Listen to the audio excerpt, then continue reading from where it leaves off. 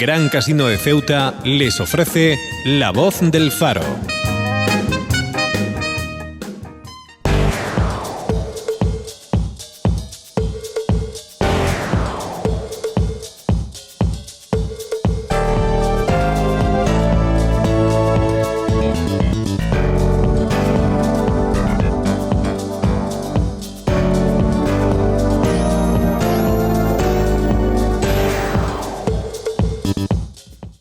Bienvenidos una vez más a nuestro programa La Voz del Faro. Hoy en nuestro apartado de entrevistas tenemos con nosotros a José Diestro, que es el director gerente de la Sociedad Municipal de Fomento de Procesa. Pepe, buenas tardes. Hola, buenas tardes.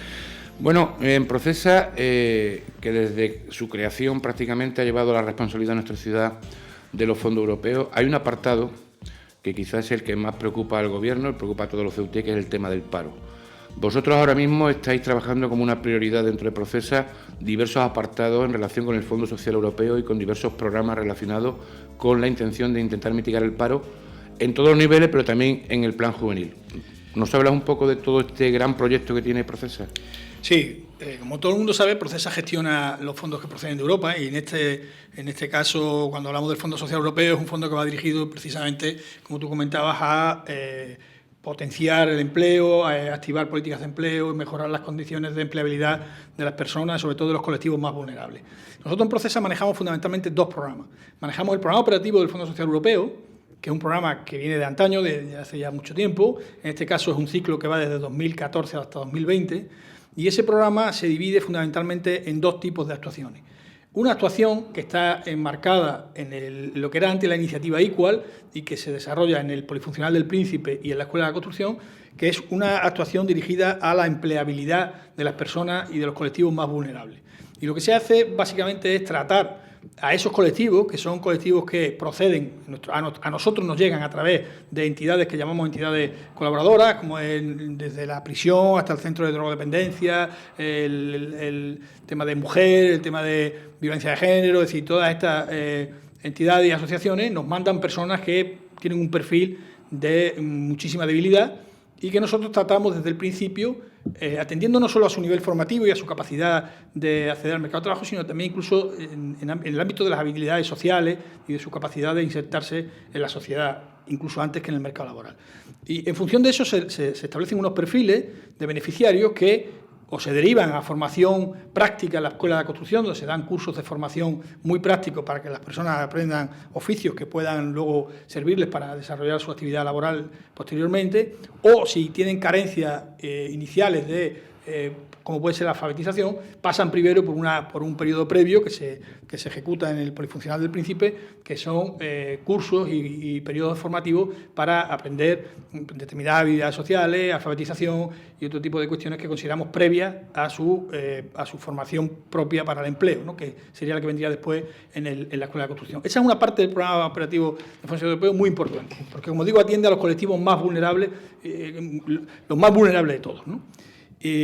Como he dicho antes, se les da un tratamiento individualizado y estas personas, estos beneficiarios, vienen derivados de entidades que se dedican a tratar con ellos directamente.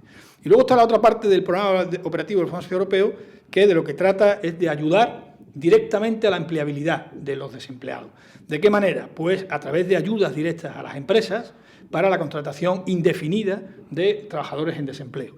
Es decir, subvencionamos la contratación siempre con contrato indefinido de trabajadores que están en el desempleo. La baremación de esas subvenciones está en función también de la vulnerabilidad del trabajador de que se trate o del desempleado de que se trate. Cuando se trata de colectivos más vulnerables, la subvención es más importante, cuando se trata de colectivos menos vulnerables es menos importante. Hay tres tipos de ayuda. Hay ayuda a la contratación indefinida, hay una ayuda para la conversión de contratos temporales en indefinidos, es decir, una empresa tiene una persona contratada temporalmente y pretende hacerle un contrato de trabajo indefinido, tiene una ayuda y una subvención para hacer eso. Y luego hay un tercer grupo de ayudas muy importante, que son las ayudas al trabajo autónomo. Es decir, lo que pretendemos con esa ayuda es incentivar a personas que tienen la posibilidad y la capacidad y la idea y la ilusión de trabajar por su cuenta, es decir, de establecer un negocio, de establecer una idea de negocio, a que la implemente. Es decir, le damos una ayuda a cualquier persona que quiera montar su propio negocio y trabajar para su propio negocio como autónomo. Esa también es una línea muy importante.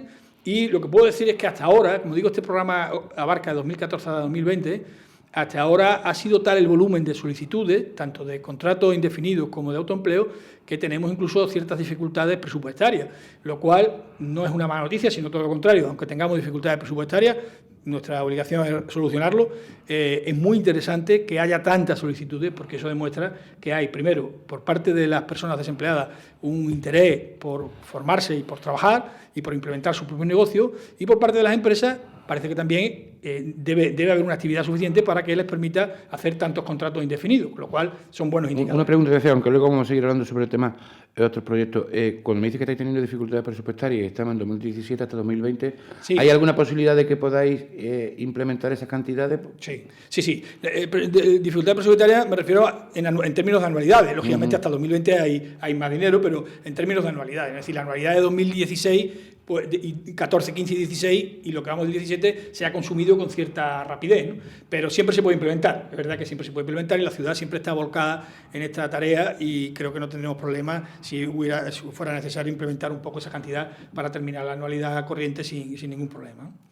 Como decía, ese es uno de los programas del Fondo Social Europeo. Pero hay otro programa muy importante, importantísimo, que este sí es un programa nuevo, no es como el anterior, que es un programa que viene ya desde 1980 y algo, ¿no? Este es un programa nuevo, se llama el Programa Operativo de Empleo Juvenil. Eso va ligado a lo que se denomina la garantía juvenil. La Unión Europea aprobó un programa que se llama el Programa de Garantía Juvenil hace 1 año y medio, 2 años, que consiste en que la administración local o autonómica o estatal se compromete a darle a las personas que no tienen trabajo ni formación, o que en este momento no están trabajando ni formándose, que es lo que se denomina vulgarmente NINI, que son personas menores de 30 años que no están en este momento trabajando ni estudiando, lo cual no significa que no hayan estudiado, no significa que no estén formadas, significa que en este momento no trabajan ni estudian, ¿de acuerdo? Menores de 30 años. Ofrecerles a estas personas una oportunidad de empleo o bien formación complementaria a la que ya tengan.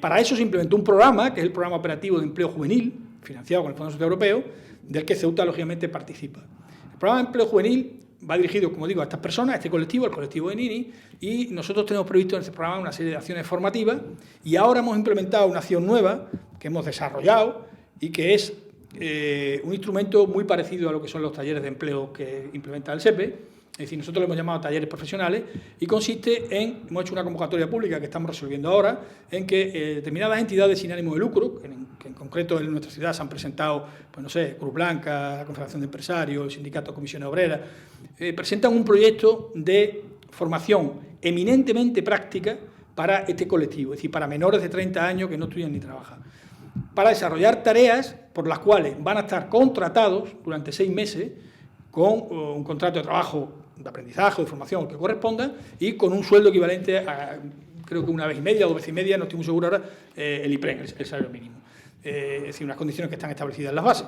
Es decir, lo que quiero decir con esto es que estas personas se van a estar formando, van a estar trabajando, es decir, la formación va a ser práctica, y van a estar cobrando y van a estar contratados con un contrato en alta de la Seguridad Social, debidamente, y por tanto van a tener una oportunidad real de aprender y de trabajar durante 6 meses. ¿De acuerdo? ¿De cuánto estamos hablando? ¿De cuántas personas se podrían beneficiar de esto? Ahora mismo hay... Claro, esto dependía, primero, del presupuesto, y segundo, de las propuestas que se presentaran, de los proyectos que se presentaran por parte de todas estas entidades sin ánimo de lucro. Yo puedo avanzar ya que, por lo que tenemos, y todavía no está adjudicada la convocatoria, en este momento hay unas 90 plazas.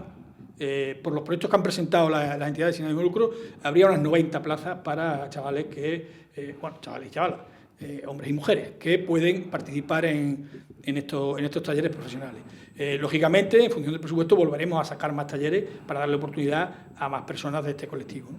Aparte de estos talleres, dentro del Programa Operativo de Empleo Juvenil también están las ayudas para la formación. Hacemos cursos, hemos hecho recientemente uno que ha terminado para aprender a instalar techos de estos que están mecanizados, que son estructuras metálicas y demás, que los chavales han terminado muy contentos, y hemos hecho cursos de formación en idioma y pretendemos hacer cursos en temas, por ejemplo, de placas solares. Es decir, intentamos diversificar la formación para que suscite el interés de estos colectivos. Y hay una cosa importante, Manuel, y es que el Fondo Social Europeo nunca ha financiado ayudas para la contratación temporal, ¿de acuerdo? Solo financia contratos indefinidos, como he dicho antes. Sin embargo, este programa, en concreto de empleo juvenil, sí permite financiar empleo temporal. Y eso es muy importante, porque vamos a sacar una convocatoria de ayudas ya está publicada, luego ya la hemos sacado, no la vamos a sacar, la hemos sacado, una convocatoria de ayuda para la contratación de empleo temporal. Es decir, vamos a dar la oportunidad a las empresas que puedan contratar a una persona de este colectivo por 6 meses con un contrato temporal subvencionado por el programa operativo de empleo juvenil. Lo cual es una cosa interesante para que también los chavales tengan una oportunidad de empleo real durante al menos 6 meses. Entonces, resumiendo un poco, el plan el programa operativo de empleo juvenil tiene, por un lado, una pata que es estos talleres profesionales que habéis abierto, que vais a resolver. Tiene por otra pata los cursos de formación que estáis haciendo, habéis hecho el curso me ha dicho, de los techos, de idiomas, de placas solares y vaya a diversificar. Y una tercera pata que va a ser la contratación temporal, que por primera vez el propio Fondo Social Europeo rompe su tradición de que no permite. Eso es. Y aquí, claro, ¿para cuántos empleados puede haber? ¿O eso dependerá de...? En principio tenemos un presupuesto abierto y puede haber mucho. Ojalá nos desborden, ojalá nos pase lo mismo que nos ha pasado con la contratación indefinida, ¿no? No lo sabemos todavía porque todavía no nos han llegado solicitudes, pero entendemos que puede ser muy interesante para el empresariado local porque sabemos que la mayor parte de nuestras empresas son comercio, hostelería y tal, que son empresas muy estacionales, que hay determinadas épocas del año que necesitan más mano de obra. Bueno, pues ahí tiene la oportunidad de contratar una persona que a la vez que va a estar trabajando se va a estar formando, que tiene una oportunidad de empleo real, no en taller, en cosas y que además va a tener una subvención muy importante. Es decir, que al empresario que haga estas contrataciones le va a salir muy, muy beneficioso el tema de la ayuda. Bien, hemos hablado de estas gestiones que provienen todas de Europa, aunque también hay una parte que subvenciona la ciudad. Esto será el 80-20, ¿no? Siempre, 80-20. El 80-20. Sí. Pero directamente de la ciudad, igual que hicisteis hace varios años el plan de empleo juvenil, que ha estado en manos privadas porque se externalizó, que ahora se ha variado, vosotros habéis hecho, me parece, el pliego de condiciones, ¿no? Para el segundo. ¿Y ese tema cómo está ahora mismo? Bueno, parece que la ciudad tiene intención de volver a repetir la experiencia, de sacar un contrato para complementar determinadas actividades que no están previstas en el contrato de la gestión de los residuos, de la basura y demás que en este momento tiene la empresa Trace, y se va a ampliar con respecto al que en su día hizo Procesa, que era un contrato que recordar de 2 millones o 2,5 millones de euros. Ahora se va a ampliar, se quiere hacer un contrato yo creo que casi por el doble, y ahí pues se dará la oportunidad efectivamente de contratación también de personas en desempleo que puedan apoyar esa. Eso ya ha salido de Procesa, digamos. Vosotros habéis hecho el pliego de condiciones, ¿no? Me parece Nosotros hemos colaborado en la elaboración del pliego de condiciones, pero ya Procesa no va a participar en la implementación del contrato ni va a ser Procesa la que va a gestionar ese contrato. Bien, pasando a otro tema de Fondo Europeo, hemos hablado del Fondo Social Europeo, vamos a hablar del Fondo de Desarrollo Regional, donde gran parte están previstos del 2014 al 2020, me parece que eran de 12 a 15 millones de euros que iban destinados al principal fondo. Sí. ¿Esos proyectos cómo están? Bueno, efectivamente el programa del FEDER contempla determinadas actividades distintas, ejes distintos de operaciones. Está la ayuda a las empresas, que si queréis luego hablamos de ella, está el eje del medio ambiente, está el eje de la economía baja en carbono, y hay un eje muy importante, quizás el más importante de todos para nosotros, que es el eje 9 en concreto, que el Gobierno decidió en su día que ese eje, que son aproximadamente 15 millones de euros, se destinara a dotar de infraestructura de todo tipo a las zonas más de primera ciudad, como puede ser El Príncipe, también Benzú, los Dos Príncipes. Bien, ¿cómo está eso? Nosotros hemos hecho ya un primer proyecto, la barriada de Príncipe, que es en la zona de San Daniel. Hemos habilitado una rotonda para que el autobús pueda dar la vuelta, hemos habilitado para autobuses, hemos mejorado las zonas peatonales, acerado y tal. Un proyecto pequeñito de menos de 1 millón de euros, pero que ya está ejecutado. Ahora estamos adjudicando ya hay un adjudicatario, que es una empresa local, para realizar un proyecto que para nosotros es muy importante, que es la unión mediante un vial del Puente del Quemadero, que es la entrada al Príncipe por la parte de los Rosales, de Juan Carlos I, la unión del Puente del Quemadero, rodeando todo el Príncipe, hasta el vial que baja desde el fuerte del Príncipe hasta la ITV. Es decir, uniríamos Puente del Quemadero con ese vial que enlaza con la ITV.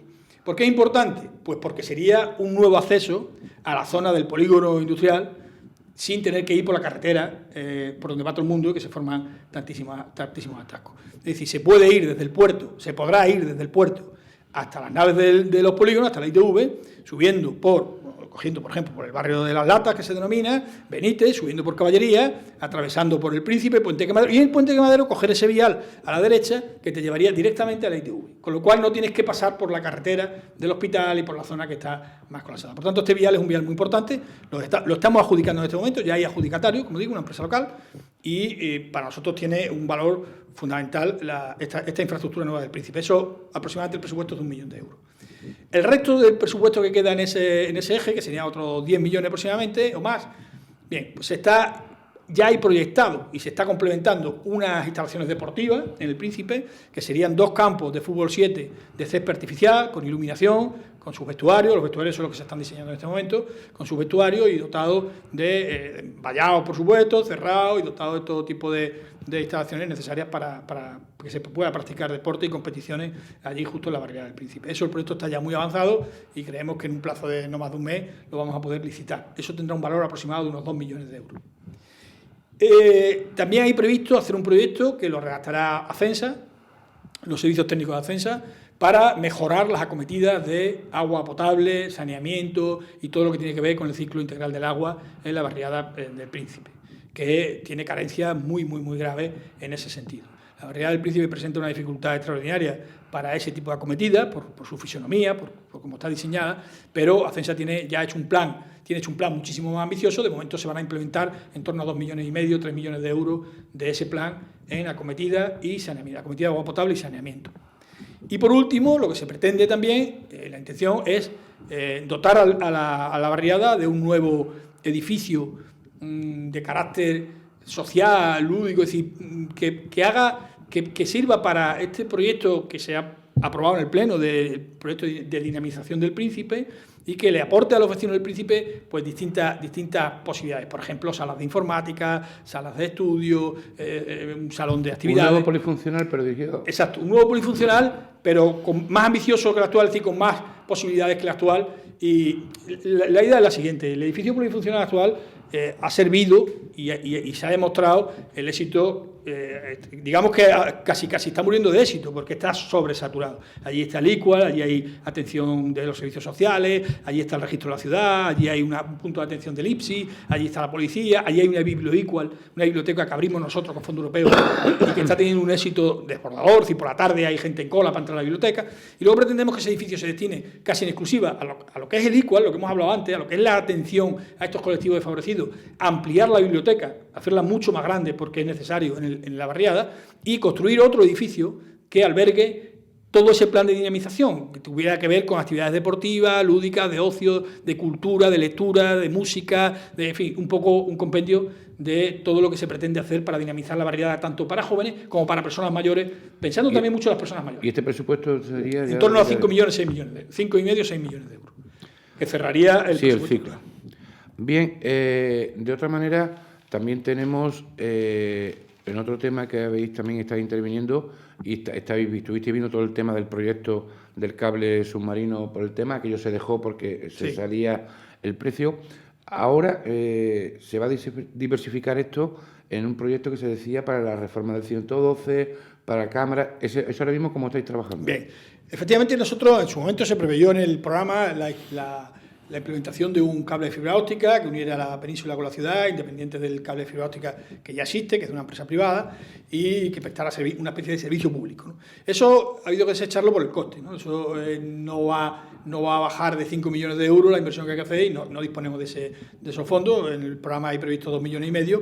Y además, en contacto con las empresas que se dedican en ese sector a ese tipo de cuestiones, parece que hay un interés privado, 100% privado, en implementar ese tipo de acometidas, incluso con socios locales, ¿no? Quiero decir que nos tranquiliza saber también que el proyecto no se va a abandonar, sino que se va probablemente a implementar con capital privado.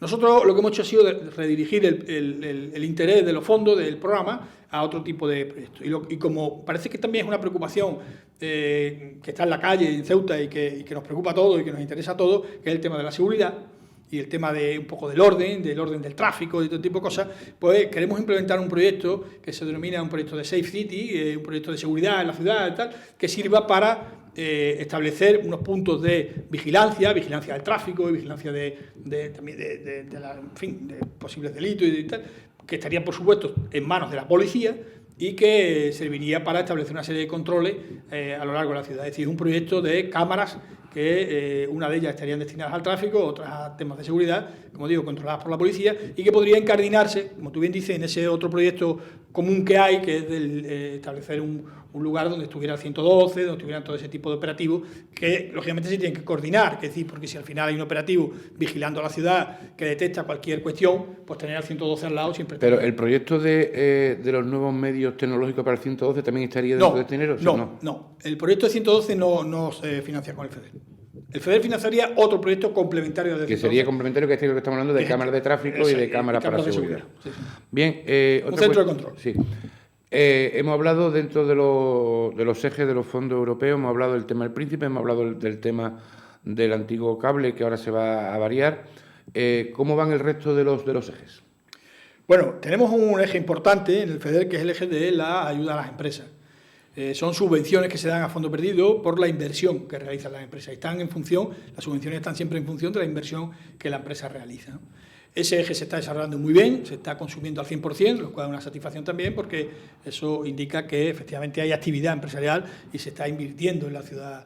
Eso es siempre generador de empleo y como digo, el eje se está consumiendo por anualidades en su totalidad, con lo cual significa que hay inversión suficiente para absorberlo. Hay otra cantidad de dinero importante que está destinada a la economía baja en carbono, que en nuestro caso la destinamos a mejorar la eficiencia energética en todo el entorno de la ciudad autónoma de Ceuta. En definitiva, lo que vamos a mejorar muchísimo es el consumo de energía eléctrica en la iluminación de la ciudad. Eso va relacionado con el plan de barriada.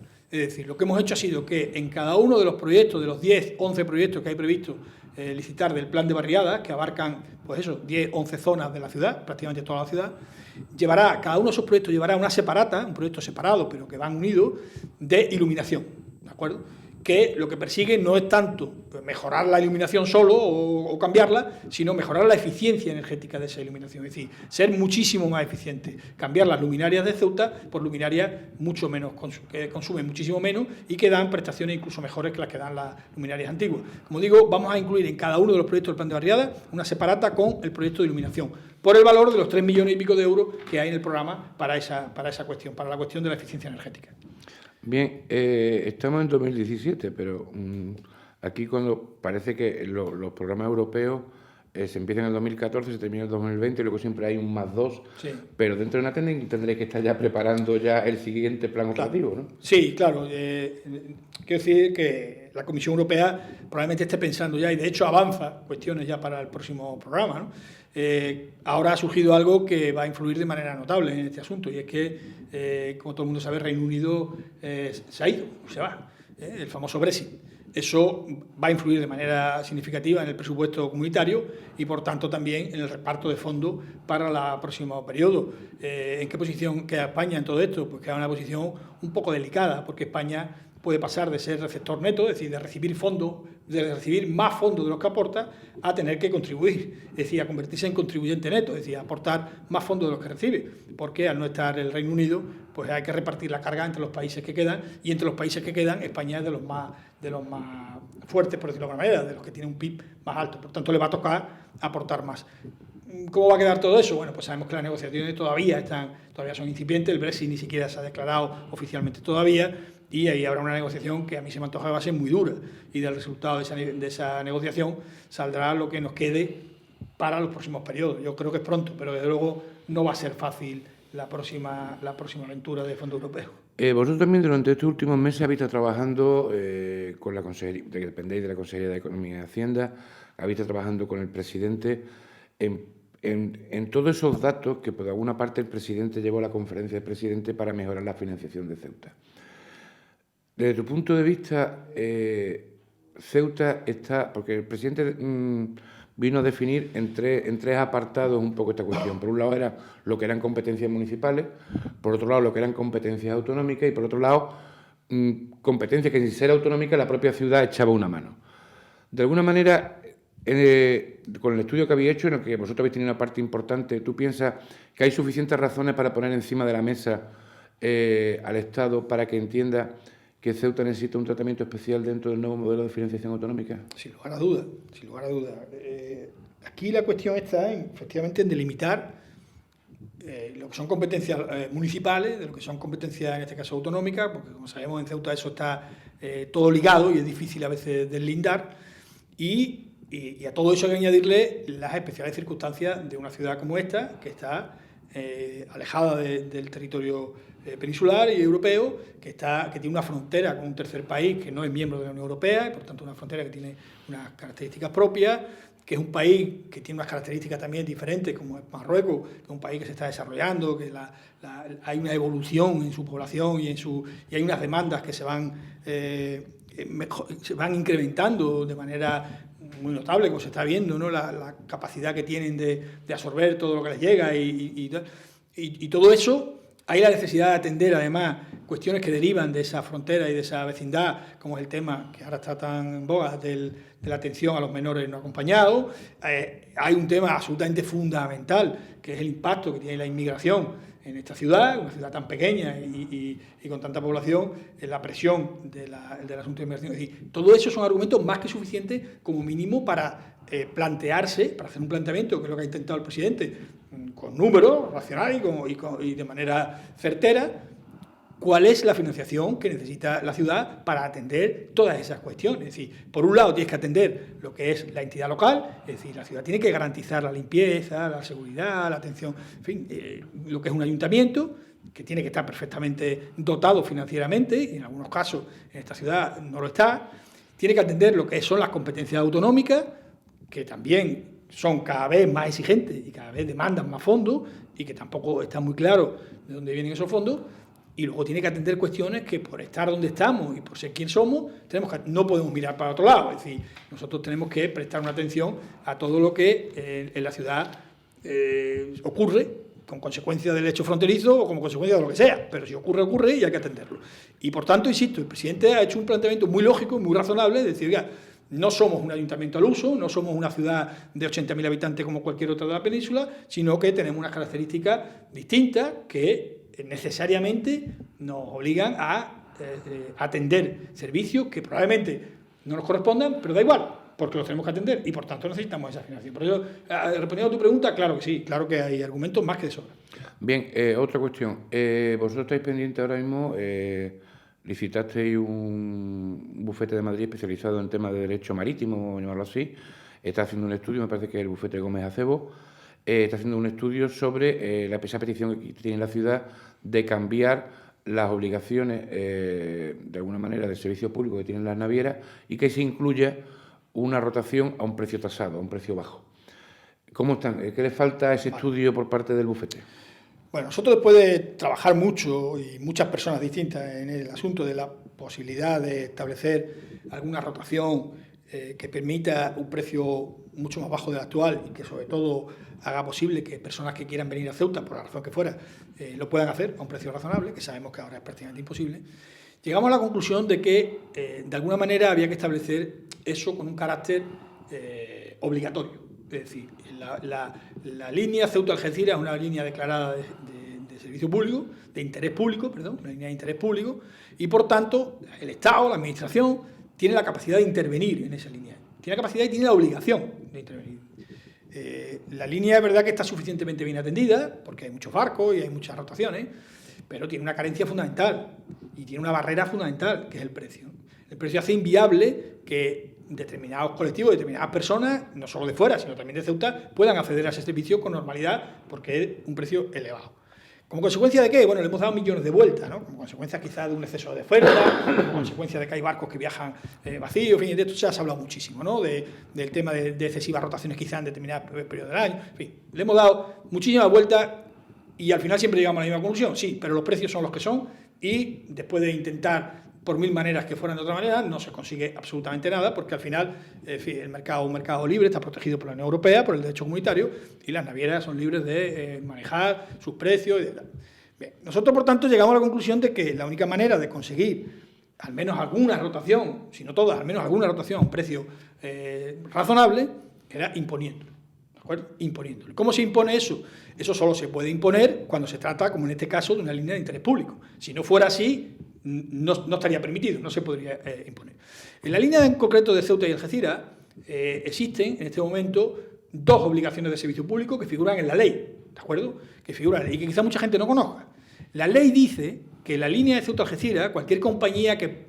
Fíjate que las compañías para operar en esta línea no necesitan ni siquiera pedir autorización, solo tienen que comunicarlo, ¿de ¿De acuerdo? Es decir, cualquier compañía del mundo puede venir aquí, instalarse y ponerse a hacer las líneas solo comunicándolo, no tiene ni que pedir autorización.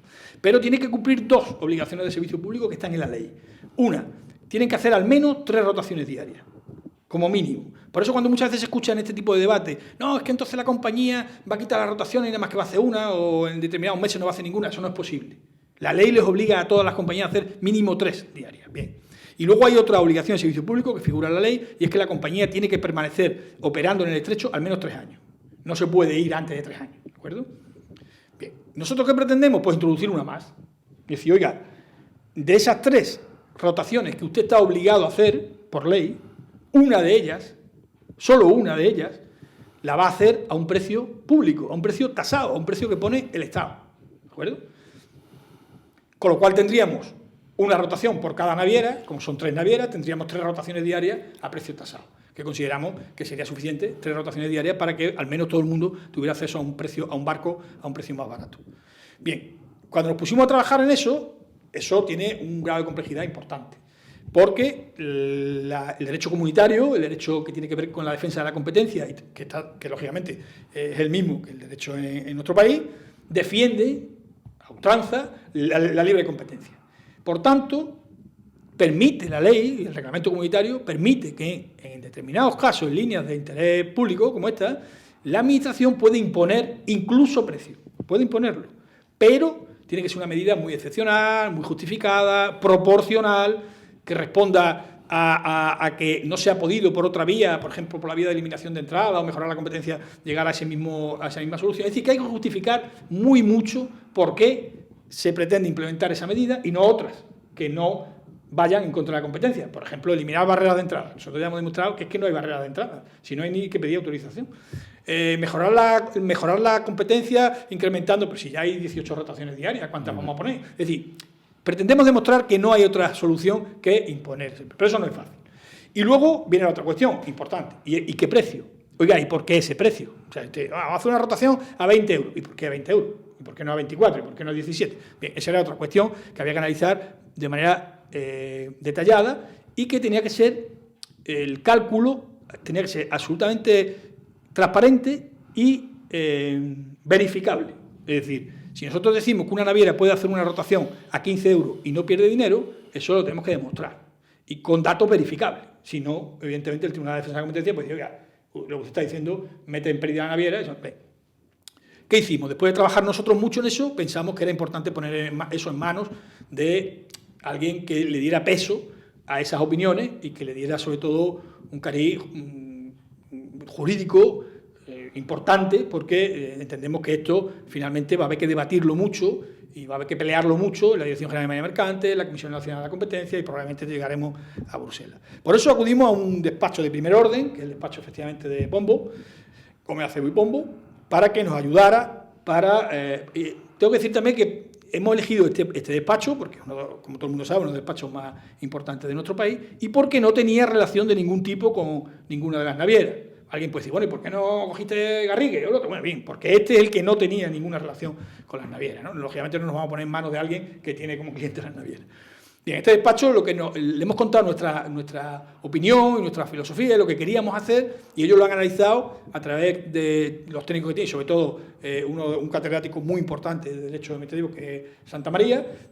Han analizado los pros y los contras, y desde el punto de vista jurídico, cómo encaja esto que nosotros queremos hacer. Es decir, cómo se podría imponer una obligación de servicio público, de qué manera, cómo habría que implementarlo, cómo habría que defenderlo, cómo habría... En fin, nos han hecho un informe basado en muchos datos que nosotros hemos dado, un informe jurídico muy contundente, ¿no? Que demuestra que sí se puede imponer esa obligación de servicio público, que sí está justificada y cómo habría que hacerlo. Y en cuanto al precio, el propio despacho de Pombo nos aconsejó la contratación de otro despacho especializado en este tipo de estudios económico-financieros, para que, de manera, como he dicho antes, transparente y verificable, y siguiendo métodos aceptados por la Comisión Nacional de la Competencia y por la Unión Europea en materia de fijación de precios públicos, nos hiciera el estudio económico-financiero del precio. Es decir, establecer un precio que venga avalado por un informe detallado, transparente y verificable de que ese precio es un precio aceptable para la compañía. Esas dos cosas van a hacer el documento que estamos pendientes de cerrar, que habrá que mandar en su día a la Dirección General de Marina Mercante, que la Dirección General de Marina Mercante tiene la obligación de conceder un periodo de audiencia a las navieras y que a partir de ahí entiendo yo que empezará la negociación, la discusión e incluso la pelea judicial por conseguir, lógicamente, las navieras no va a ser pacífico. Nos tenemos que despedir, Pepe, prácticamente ya hemos cerrado, yo creo que hemos hablado un poco de todo lo que procesa. No, que me queda una pregunta, no sé si me la podrás decir. ¿Y en ese estudio económico financiero han puesto ya un precio? Sí, pero no me gustaría decirlo porque no está fijado del todo y no quiero crear expectativas que después no se cumplan. Bueno, pues agradecer a José Diestro, director general de Procesa, que haya estado hoy en COPE Ceuta y en Faro Televisión, y nosotros le emplazamos hasta el próximo martes, en que volveremos a tener una nueva entrevista dentro de esta serie de La Voz del Faro. Gracias. Gran Casino de Ceuta les ha ofrecido La Voz del Faro.